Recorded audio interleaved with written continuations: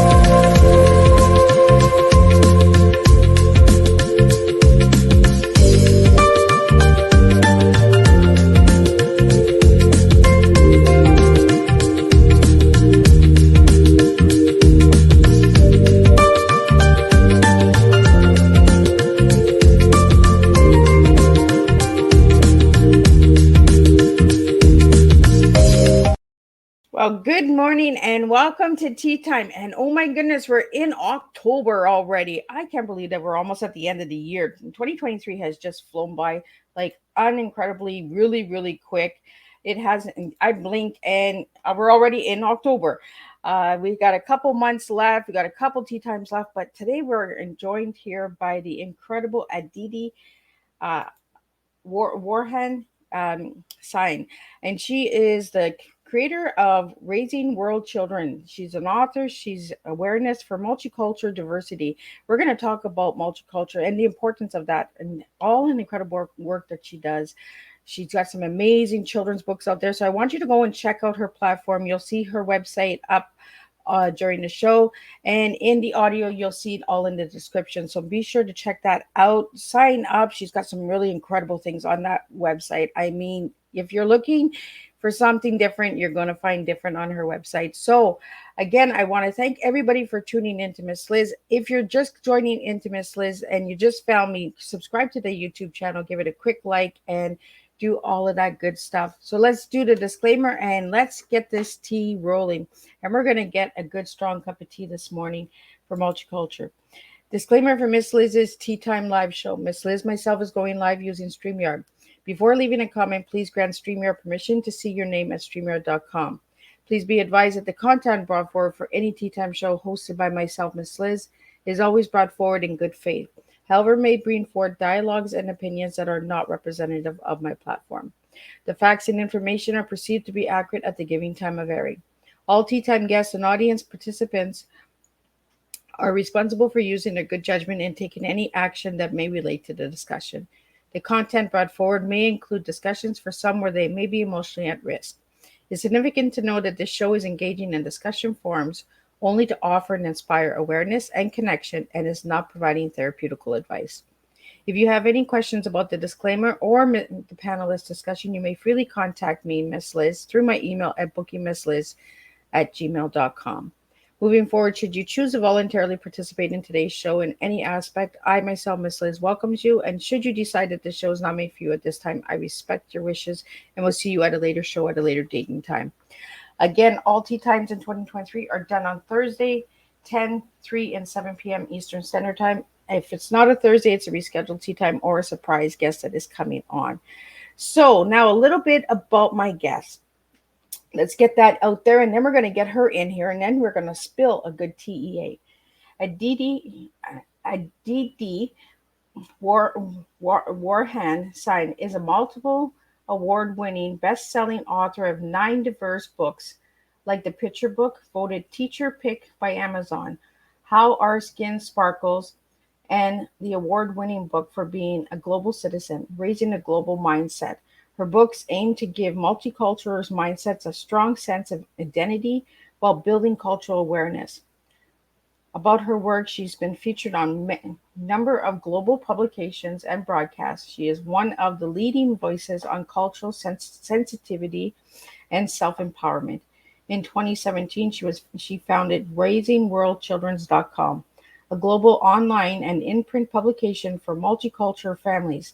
An Indian American raised in Kuwait, Aditi now raises her children who are American of Indian heritage.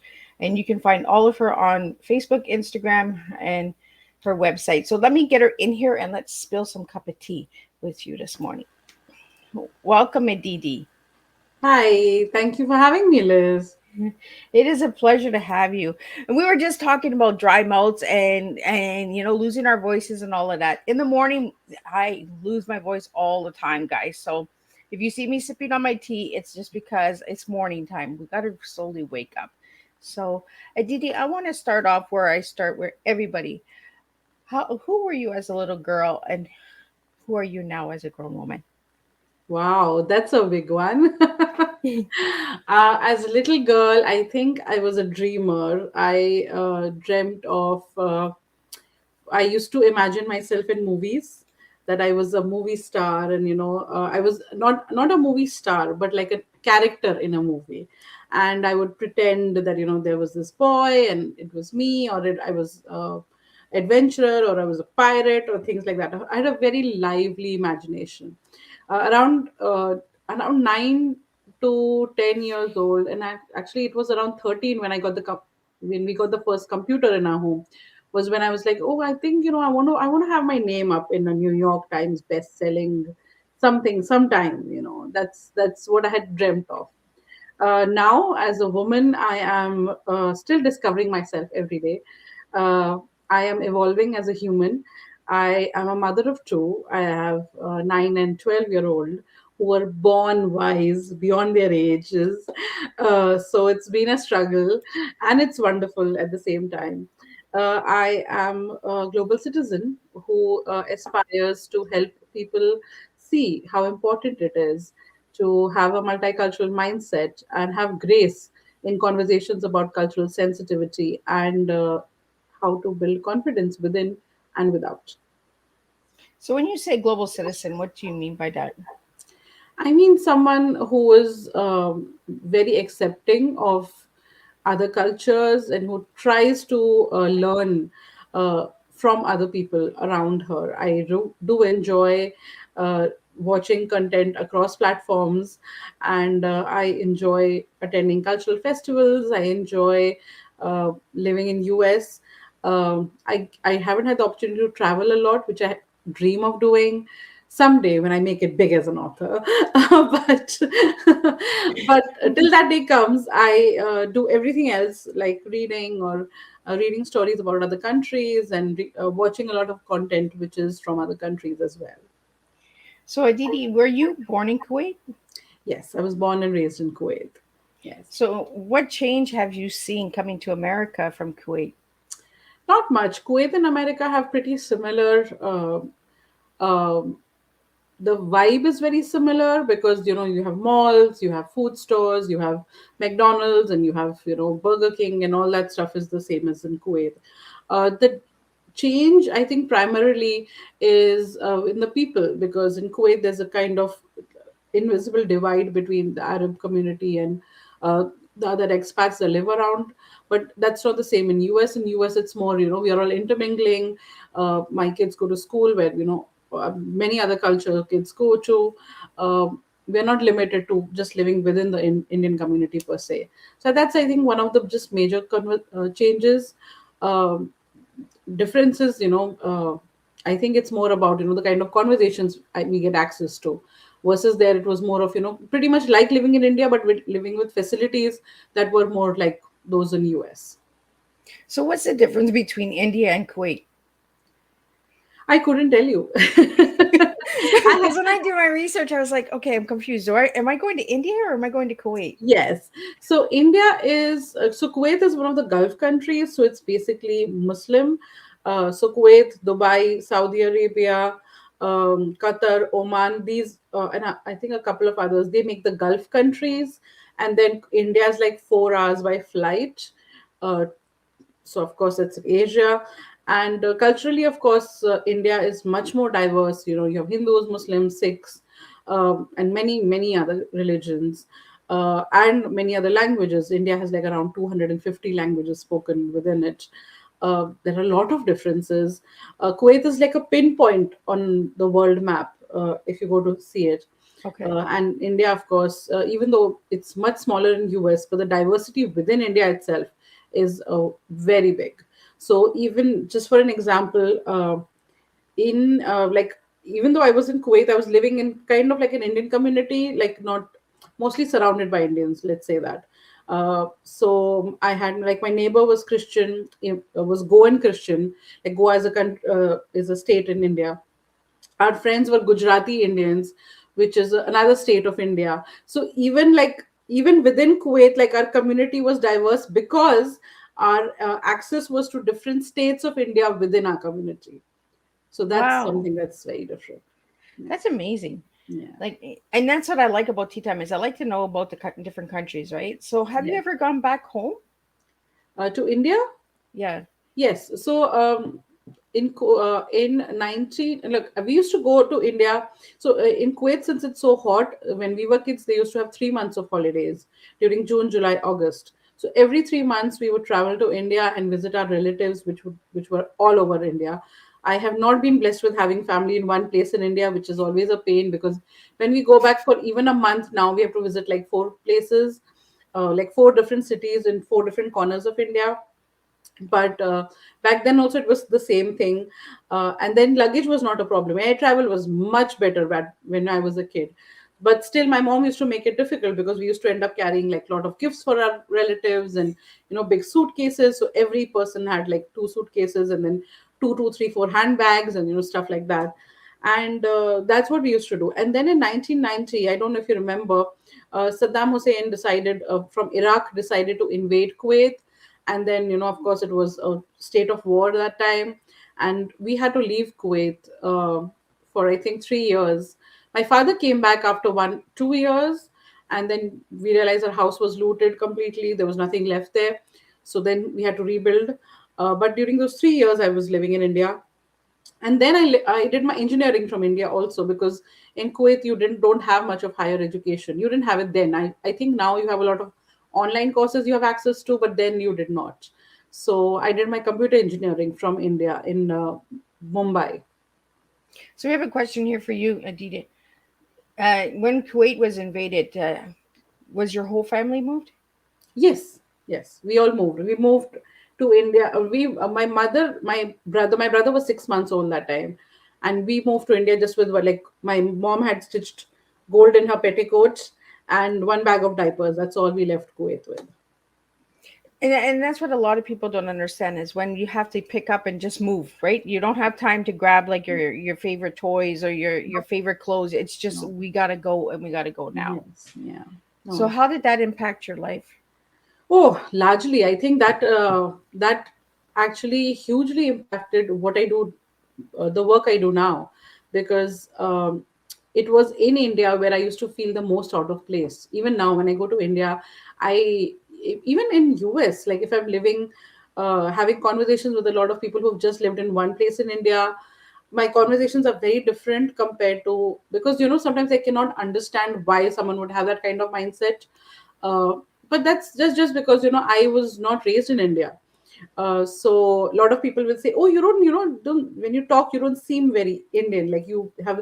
I said, but the caveat is that I am not technically Indian, though a lot of Indian traditions and cultures have evolved themselves also. So when I went to India in 1990, I still remember, and I've written extensively about this in all my articles and books, is that a girl in the bus, like going to school, my first day of school, and she's like, "Where are you from?" And I said, "Here." And she said, "No, where are you from?" And I, like, that was the first time I understood that people expect you to know which state your parents are from. So and even in that, my parents are not from the same state in India. My father is from the north side and my mom is from the south side.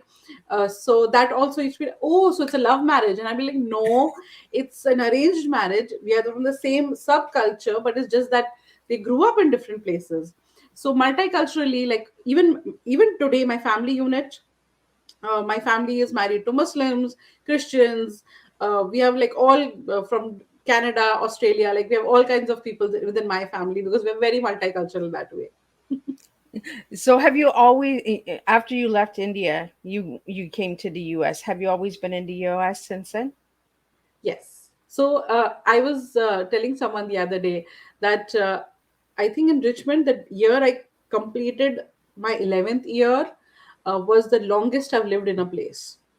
So that's why Richmond will always be home to me because it's the longest I've ever lived. So it's wonderful. We built a home here, and we have our kids here, and it's like lovely. Well, I think it's nice that you moved around so you have that conversation with the different countries and the different places, right? Yeah. And I think somebody who has stayed in one place and hasn't moved ever, the conversation is different, like you said. Yes. They have an experience outside of their communities, so they don't know the differences that are out there. Yes. So, what kind of conversations do you have with parents that are from multicultural locations? That's an interesting question because I was talking about this to my husband last week. That we have noticed that parents, or rather people who've grown up in multiple places, or maybe who've traveled a lot when they were younger, have or have experienced various cultures, even like by living, like they've had friends who have different. They have, like, they'll talk about movies, they'll talk about what books they've read, they'll talk about places they've traveled, they'll talk about experiences, like this happened in my day to day, and they introspect a lot more compared to and I don't want to stereotype, but that's just my personal experience, is that I've seen a lot of people who maybe lived all their life in India in one place, and then they've come to US, and we find it very hard to gel with them because they kind of want to live in the same Oh, okay. language, You or they understand what you want to mean. be in the culturally similar place. And mostly the conversations are about, okay, what festival they're celebrating, or I don't know, just pulling each other's legs. That's the main conversation they are more accustomed to. Or I don't know. It just never works for us because somehow it's very one dimensional. The conversations they have, like even if you make a joke in English, sometimes it doesn't register because they're not used to it, and that's their conditioning. That's fine, but it's just like what I have experienced in my Yeah. life.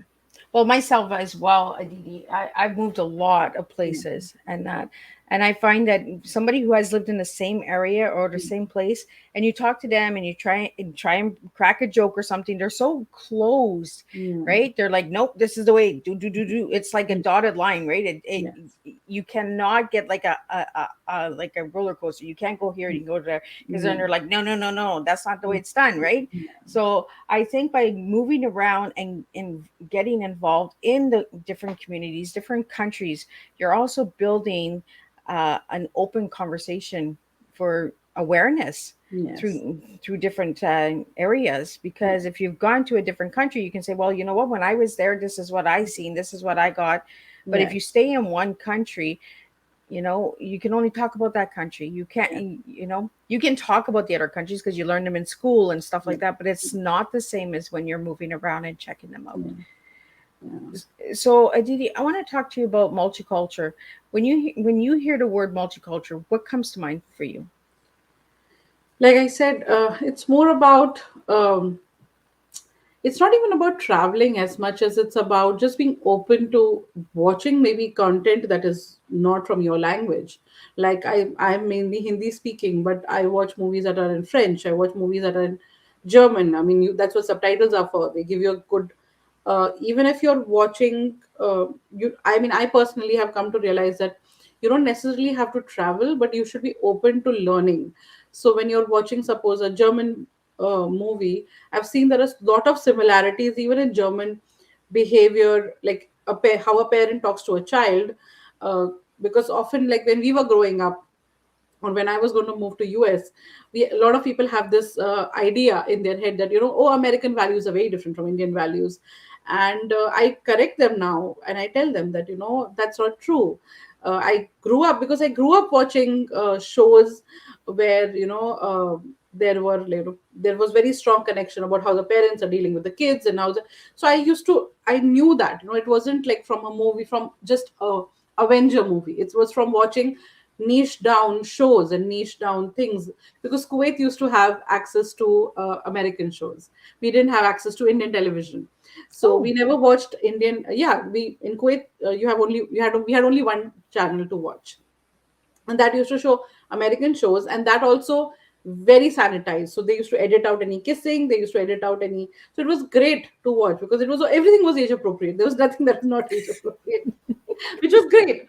But yes, when I talk about multicultural living, it's, I'm sorry, my chair is acting funny, is that it's more about wanting to learn. So people who attending local festivals from different cultures, and enjoying different experiences, enjoying different foods, not just your food, enjoying Indian food, American food, German food. My husband and I are big foodies, and we consciously go into, oh, like, what cuisine are we going to try out this month, kind of thing. So it's more about wanting to expose yourself and your family to worlds that are different than your own. That could be via travel, that could be via books, by television, by movies, or whatever way you choose. But it has to be a conscious decision, and someone who's doing that, I think, is multicultural in their own way. A lot of people have this misconception that, oh, if you're living in a all a place where we have only our culture, then we are not multicultural. But guess what, you are going in a community, you are going to school where there are other cultures, so that means you are multicultural just by association. If you are, if you're choosing to go to a school where there are mostly Indians, then you're not. Even if you are in US and you're choosing a situation which is Indian constantly, then you are not multicultural, you're still Indian. In And I'm speaking about Indian specifically because that's what I know. That could be different, but this, I think, applies for most communities, where often you'll see a certain culture, they're like, very niche down, and they don't want to expose their kids. Even if their kids have other friends, they don't invite them over. uh, that's not something that I do. Like, my house is touch wood, God bless, I'm very happy about it, that a lot of my son's friends, they come home, my daughter's friends, they all come home, they have sleepovers with parties. I feed them Indian food. My son says, Mom, why do you treat my friends like your kids? I said, because my house, my rules. If they're coming in my home, I'm not ordering pizza for them. If I'm tired, I will. But if I'm making dosa, I'll be like, hey, you want a dosa? They'll be like, okay, we'll try one. And I'm like, okay, try it. How else are you going to, how else will they learn? And I can't keep ordering different kind of food just to appease someone.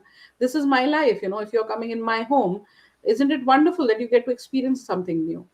And I hope that my kids are doing the same. I like that. I like that way because it's your house, your rules, but you're also bringing in traditions to these children that might not ever have a chance to know this.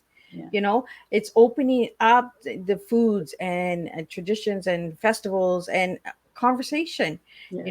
And you never know, in the future they might be married to somebody who, and they'll be like, no, I already ate that, and that's not my thing. And so, what is your favorite food from India?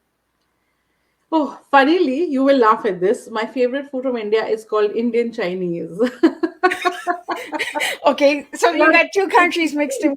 it's called Indo-Chinese food, and I will tell you, it tastes nothing like Chinese food. And any Chinese person is going to laugh when they hear this because they don't know what it means. But it's a specific kind of cooking that's a mix of Chinese. It's mix of Indian spices um, with Chinese flavors, Szechuan cooking. It's kind of mix. So it's super delicious. It's super spicy, and most Indians, if they have, Thai food is very close to it.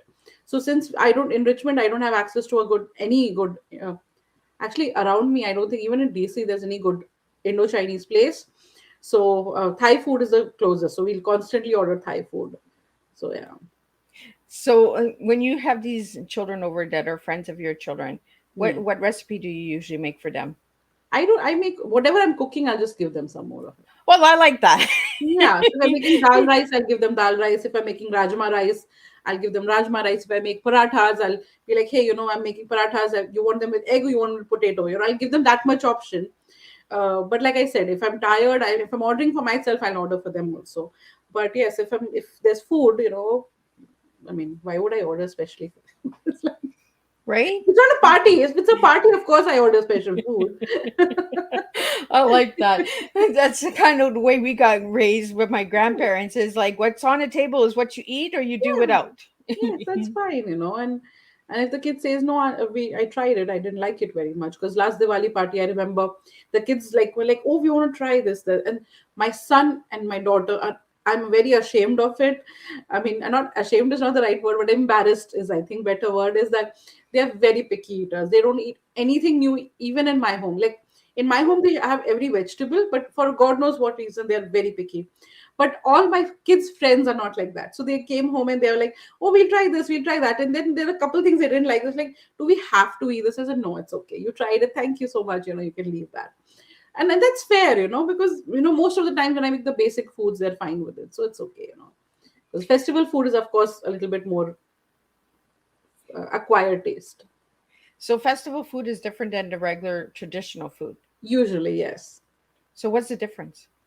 So usually, like for Diwali, we make a lot of snacks. Uh, there are like they're gujiyas, there's chakli. These are like specific because they're deep fried. So we don't usually use it in regular cooking. In regular cooking, there's usually like dals which are like pressure cooked, and rice or rotis and parathas, like flatbreads made from wheat, much more healthier.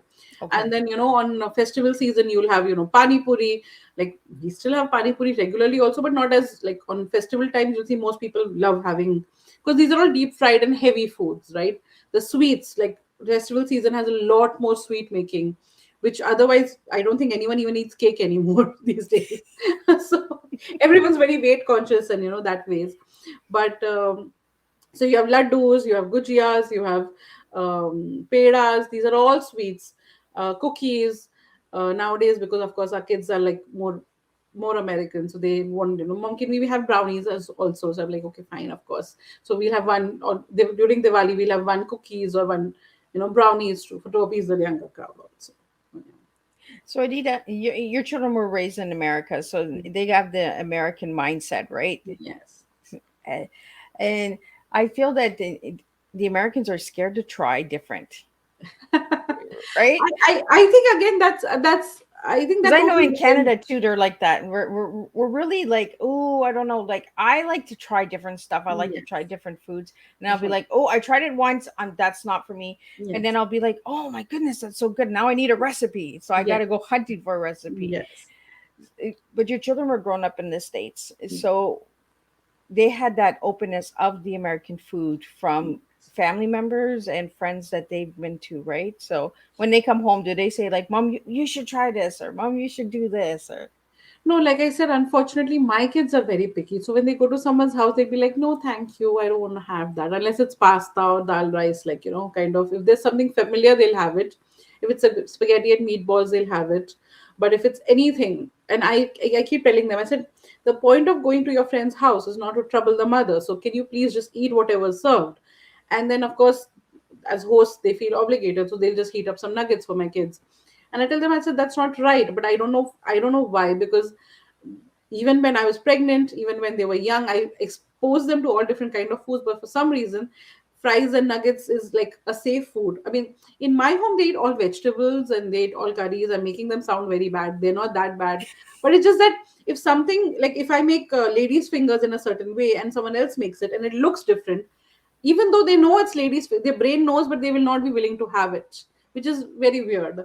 So I don't know what that is. I think it's a texture issue, maybe.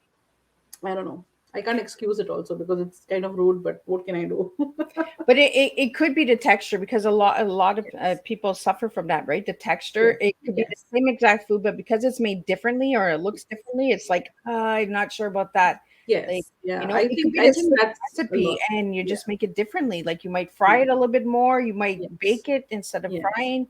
yes. But it's the same recipe. You're just cooking it in different ways. Yeah. I know as a little girl, I was that way. I was really picky. If I seen chicken that was boiled over shake and bake chicken, I was like, I'd do the shake and bake over the Yes. boiled chicken. Yes. And my Yeah. grandmother would say, it's still chicken. Yeah. I know. I know. Yeah, I think that's what it is. Because it's very odd because there are two, three of my friends' house where they go, they'll eat food. But other than that, most houses, if they go, they'll be like, no, they offered us, but we said no. I'm like, no, that, and I'm working with it, working on them constantly, saying, hey, you should try it. But then, over time, I've also realized, I said, our whole family is foodies. Me, my husband, my husband's parents, my parents. I said, where are they going to go? Eventually, they're going to turn foodies also. So I'm not very worried about it. So, Aditi, I want to ask you, if I give you the letter TEA, what three words would you give me that start with those letters? Sorry, can you repeat that? If I give you TEA, what Yeah. three words would you give me that start with those three letters? Oh, wow.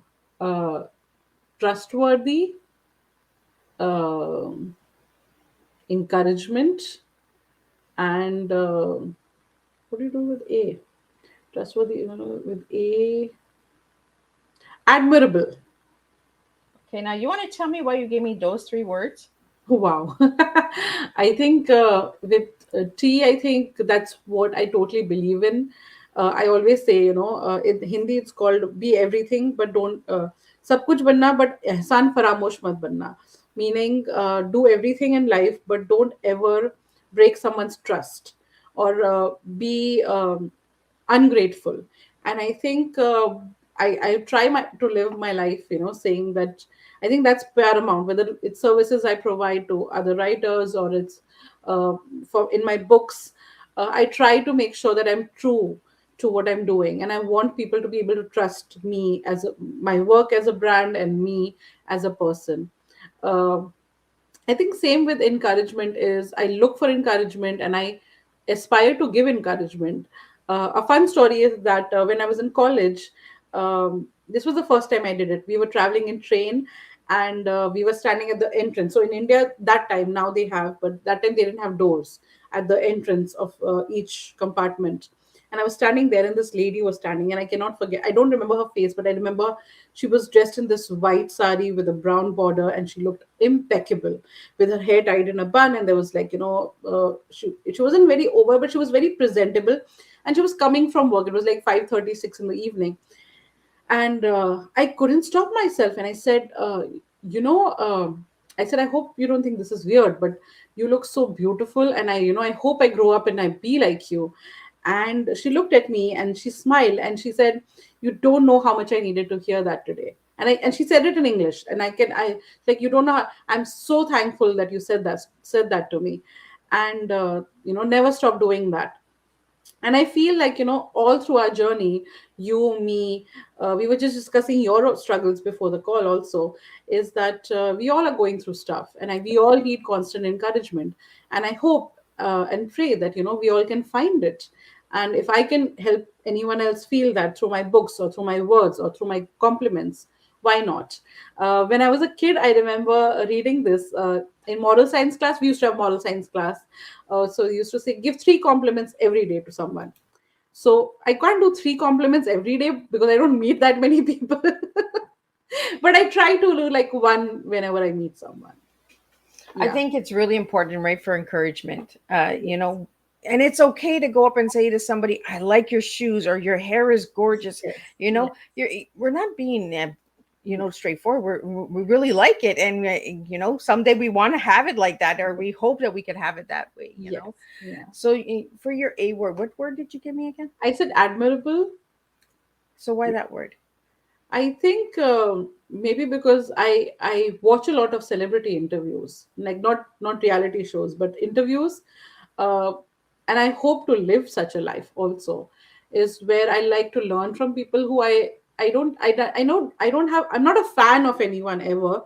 I've never been, but I admire qualities about a person. So maybe how a celebrity talks, or how they've handled their career, or how they deal with their art. So I admire qualities about people, and I hope again the same thing is that I think that's something that I want to carry forward in my life, is where I live a life where which is admirable, which someone looks up and says, hey, you know what, she did the best she could. And that's, and especially my own kids, I hope that's something that they look up and say, no matter how much they hate me on any given day for being a mom, but they admire me as a woman. And I hope that's true. Well, they always say when our kids hate us, we're doing something right. Yes. It Yes. means that you're being a good parent. So if your kids are not hating on you, it's because you're trying to be too much of a friend to them. And Yes. we have to break up that difference, right? We have Yes. to show that parents and children, it Yes. doesn't mean that we don't want to hang with our kids or Yes. that we don't want to be with our children, but we Yes. have to break that, you know, that connection and show them the difference so that they understand, not that they're going out and high-fiving everybody, hey, you're my mom, hey, you're this, and you know Yeah. what I mean. We have to understand why titles were given to us as Yes. parents, as moms, dads, grandparents. We need to be able to understand the differences, Yes. and instead of division, right? Yes. Like, oh well, that's my mom from 5 years ago and that's my Mm. dad from 10. I think that's where the confusion comes in, where a lot of the children now Yes. today are all confused with who they are or who Yes. people are in their lives, and Yeah. then they can't build that relationship, they can't build that connection, right? Yes. I love the word. I'm sorry. No, no, Continue. go ahead. No, I honestly think that we are all always confused. I think people, and I'm sorry if that doesn't align with what you're saying, but I think we are constantly finding ourselves. So people often confuse is the word, but people often confuse confusion with uncertainty. Yep. But confusion in as a human, as a child, as a teen, as a young adult, as a adult, as a parent, it comes from constantly finding yourself, constantly worrying if what we're doing is the right thing. I think, like you said, when you're hating yourself, I had read this beautiful quote where someone had said, if you're not worried about what you're doing, then you're probably not making the right decision. Because Right. the correct decisions are not easy to make. They're difficult. It takes a long while to get to them. So a lot of people are like, oh, kids are like this and kids are like that, and we are struggling. Yep. I said, but that is all good, because how can you find your way if you're not if you're completely sure? Completely sure people scare me, because Yep. I Me I too. teach, yeah, I teach creative writing to kids, and sometimes kids are like so sure of themselves and they're completely doing everything wrong, but they're so sure of themselves. And it's the kids who are not sure and who are like trying, and they're more open to learning. Yep. Though of course a lot of issues these days are thanks to social media. Don't even get me started there. uh, because I think it comes from, and I'm adding to your previous point there, where parents are trying to be kids friends because they have so little time with their kids, Yep. because kids are overscheduled and they are busy with their gadgets, and parents are working overtime because of course inflation, and all of that leads us to, okay, we have this much time, do I really want to fight with my kid during that time, or do I just want to have a calm time? Yep. And then of course there's no parenting happening, because it's parenting is work also. It is Yep. exhausting and it is painful, it is physically painful sometimes. So yes, you have to pick your battles, but you have to fight them. And the kids are confused. I mean, not confused. I would say rather, I would rather say they're straying off the beaten path is because they don't have enough guidance being given to them during the time when they are free, when their brains are open to Yep. learning and not being, fixed into something. I'm the same way with you, Aditi. Is Mm. when somebody is too comfortable, right? Or it's so easy. Yeah. Are they actually working towards something? I'd rather work with somebody who is struggling, who is upfront and saying, this is hard, but Yes. let's give it a try. Yes. Let's push it, you Yes. know, because nothing grows when it's easy. Yes. It's like if you plant a seed in the ground and you just expect it to grow, you Yeah. don't water it, you don't give it any love, you don't talk to it, and it just grows. Yeah. So it's a tree. Yeah. But then you plant a seed and you go and you water it and you bring your community to it and you Yeah. have events around it. That tree is going to flourish more. Yeah. Pay attention to how things are growing and how people are learning. Yeah. And I think that's where raising world children gave you that openness. So to Yes. say to people, you know what, let's raise all the children, but let's raise them in a way that they understand that the challenges and traditions and stuff like that are different, and they might be challenging, they might be hard. Like when you go and try new food at someone's house, don't be so picky and say, well, no, I only eat, you Yes. know try it. Yes. And as long as you try, that's all that matters. Yeah. you know have that openness, and that's why I love having diversity conversations, and I like to have multiple cultures on tea time, is because we have to open those conversations up. Yes. We have to be able to open up to different communities and different countries and say, well, how is it for you in your country? And you Yeah. might just be surprised that they eat Chinese too. Like, we eat Chinese in Canada, we eat Chinese in Kuwait, we eat Yes. Chinese in India. You know what Yes. I mean? Uh, Stop dividing stuff. Start understanding stuff. So Mhm. I really want to thank you for that. I want to get into raising world children. Where did you get the title from, You know, and how did sorry. that come about? Oh, so that's a bit of a journey there. So I started my journey blogging and back in 2007, and sorry, not seven, eight, and then from blogging I slowly went into freelance writing, and then I was writing for all these platforms, and I said, hey, wait a second, but why is there not a collaborative platform? Because people were doing their own thing, sharing their blogs, but there was no one platform which was talking about how difficult it was raising kids on multiple borders or multiple religions or multiple cultures, because it is a struggle. It's not easy, and everyone's looking for resources, and I'm the first person to say that I want to learn. There is always so much advice I can give, but there is always so much I want to learn from you as well. So when we started so I started raising world children in 2009, sorry, 17. With We started with sorry, 35 writers. We were publishing 3 articles a week, and we were talking about travel, we were talking about multicultural parenting, we were talking about language learning, we were talking about traditions and how they've evolved, we were talking about Muslim culture, Christians, Catholics, intercultural faith, why we were talking about gender biases and all those kind of things. And I have to tell you, editing all those articles and the anthologies that we ended up writing based on the articles was one of the most enriching experiences of my life, because I read and reread, and it is so wonderful to imbibe those stories and learn from them. So, and then of course in 2019 we pivoted to publishing, and I wanted to raise more diverse voices. So then I ended up in 2021. I started coaching other writers who were also writing and creating multicultural brands of their own. So when did you start writing children's books? 2019, I released my first children's book. Sorry, my first book, Strong Roots Have No Fear. I published it in. This is an old cover. I couldn't find the new one. It's gone. But this was January 2019. It won 2 awards that year, and in December 2019. I'm sorry. In 2020 March, I released How Our Skin Sparkles, which is this one. And this one went on to be Teacher's Pick on Amazon. So how many books have you written in total? Total 10. 10? Yes, so far. Yes. And I what? published one between when I sent you that bio. Oh, so she was And busy even in between. And like I said, these some of these tea times are booked months ago. So yes, there's a lot of things that happen by the time we have our tea times. yes, Like in the yes, information that you send, like you said, like you got a new book out there. yes. So, out of all of the books, which one was the hardest to write? Wow. Ooh. I think the one is hardest to write is the one I'm working on right now. Is the one about the Gulf War.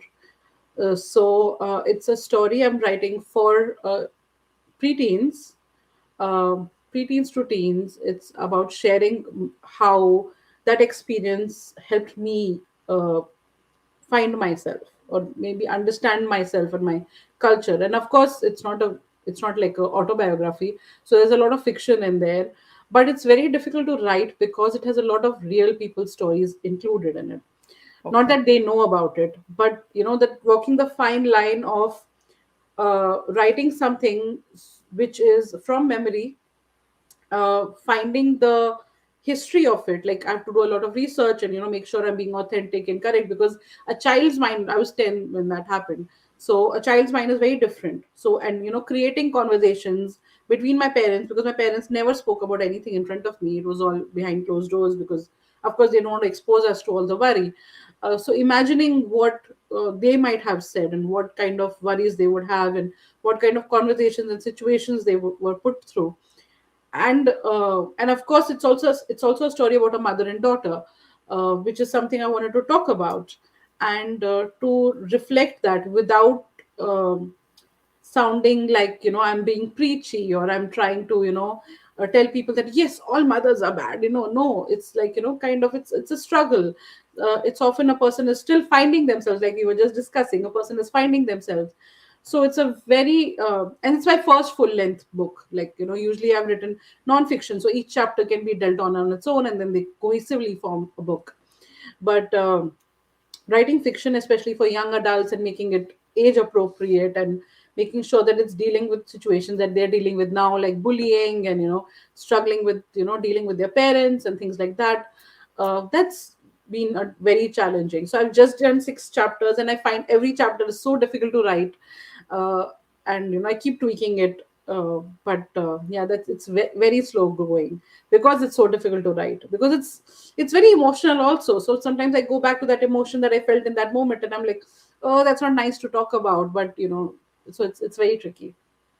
Well, and I think people need to understand that the writing is hard for some people, Mhm. and certain kind of books do take a little longer. Yes. And research needs to be done, and Yes. you really want to be authentic when you're writing books with especially information from history or the past or stuff like that. Yes. And you're going through your own struggles and your own journey, so your story is different than somebody else. So somebody that had gone through it too in your country might have said, well, that's not how it was. Well, for you, that's how it was. I Yes. always tell everybody, when someone's writing a story, don't go back and say, well, that's not, Mm. that's how that person felt, that's how that person experienced it. Yes. Each experience is different, each trauma is different, because Yes. that had to have been trauma as well. Yes. The Yes. up, picking.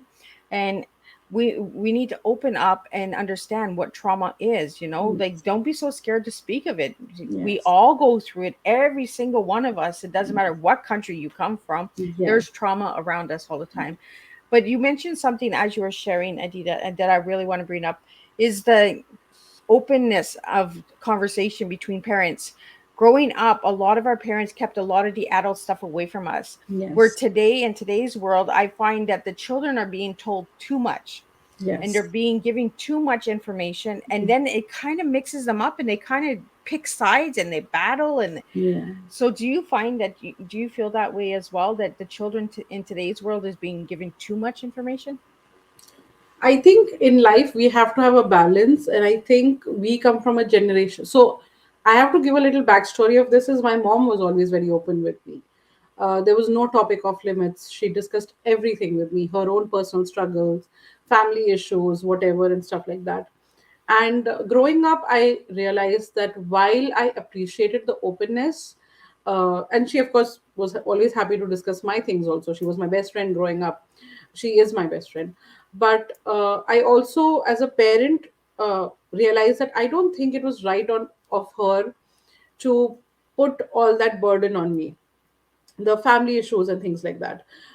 So if when it so it's totally depend on the topic of what we're talking about. I think if it's a child saying that, hey, like for my book, my we all are sitting and saying my skin colors are different, why is that? I think that's a conversation a parent needs to have at a certain Definitely. age, especially when it's brought up by a child. You can't just like say, oh, we're not going to talk about it. But does your child need to know why you're fighting with your husband? No. You know what I mean? Does your child need to know if they're struggling with height? They're being bullied at school. Do they need to know how to stand up for themselves? Yes. Do they need to know about current effects? I mean, unfortunately, if there's a school shooting, do they need to know about how many kids died? No. But do they need to be aware of how to take care of themselves? Yes. Unfortunately, it's a very hard conversation, but you should be having with your child, uh, just so that they are aware. Uh, for example, I mean, that was very morbid, but just like getting lost at a fair, Yeah. you need to tell your kid, if you get lost, you need to stand where you're left. Don't start roaming around finding me. Those kind of things. Yeah. Prepping them for getting lost when you go to a theme park, right? Or issues that they may experience, like maybe they have a person in their class who's different than them. If you notice it at school when you go to the class and you're like, oh, okay, If your child is not brought it up, just bring it up and make sure they're being empathetic to them. That is a conversation a child needs. But do they really need to know about, why someone didn't inherit money or things like that? I think not. So it's a fine balance, but I think as parents we need to make our judgment. And again, every family is different. Maybe some kids end up knowing certain things also, which is fine. But yes, I do believe that our kids don't need to know everything. Another thing also about speaking to kids is that I think our generation is a little at fault where we want to explain everything to our child, what decisions we are making. I'm doing this for you because you are doing this because we are doing this because then this is my personal experience, and I've spoken to my kids about it. Is over the years I've noticed my kids kind of feel entitled to an explanation, and I tell them, I said, I don't know an explanation to my parents, and I don't know an explanation to you. So you need to understand that I tell you things because I want you to be aware of how decision making happens. That doesn't mean you have a say in what I'm saying, right? Again, that's a fine balance. But I think where we have, and again, it's a double-edged sword, right? Yeah. When they learn about why did I choose to spend on a Lego experience and I don't buy them a toy, they need to understand that this the dynamics of that, why I would Yep. rather spend $40 on something than buy them a $20 toy. But do they need to understand certain other things? Maybe not. So I think it's a very fine line that we need to be constantly walking. And that's what parenting is, isn't it? It's like 1,000 million decisions you're making in your head constantly, and it's so tiring. Yeah, parenting is not easy. If anybody says parenting is easy, you scare me. Yes. Oh, it cannot be easy. Working. Anybody that says anything is easy, I'm like, oh, I don't Yes. know. Yes. you Oh, know? especially consequences. It's so difficult to give kids consequences, right? Like you are, because following them through is painful. You tell your kid you are not allowed to watch TV for a week. Every day, morning, noon, and night, they're going to ask you, "Can I watch a little TV? Can little TV?" They'll be constantly back, and you have to like, "No, this is the consequence of this. This is the You have to constantly talk about it. It's tiring. Yeah. Well, and I find like sometimes the consequences, they also consequence us, right? So we're Yes. like, no TV for a week. That Yes. means no TV for a week for us. Yes. Yes. Oh Because God. Yes. it's not good for us to say no TV for you and then TV for Yes. us, right? Because then you're giving them a mixed message and you're Yes. saying, oh no. And then they start to feel that. And I'm glad that you brought up the entitlement, because entitlement is something that we're really struggling with in today's world. Yes. We really got to start understanding and being grateful and appreciative of what we have, instead of Yes. feeling that it's yours. It's you right away, it's Yes. yours. you Yes. know uh we're almost at the hour. I told you it just flies by, right? Yes. Time over Yes. here. So I want to get into a few more questions on that I've asked you, Adita. I asked you what your favorite color was, and you said teal. So Mhm. why teal? I don't know. My colors change. These days it's teal. I think it's because it's associated with my brand, because most of my books are in that family of teals. Like it's close to. I think all the books have some sort of like they're closer to teal than they are other things. And I don't know. It just these days I like teal.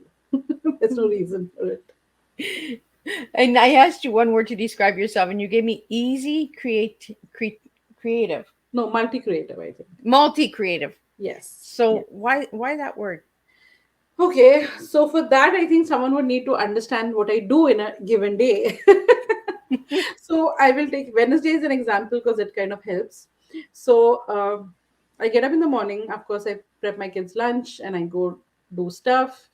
I finish my things, and then I go to my daughter's school to teach Bollywood dance to the morning club. After that, because I love dancing, I'm a trained classical dancer. I've learned two dance forms.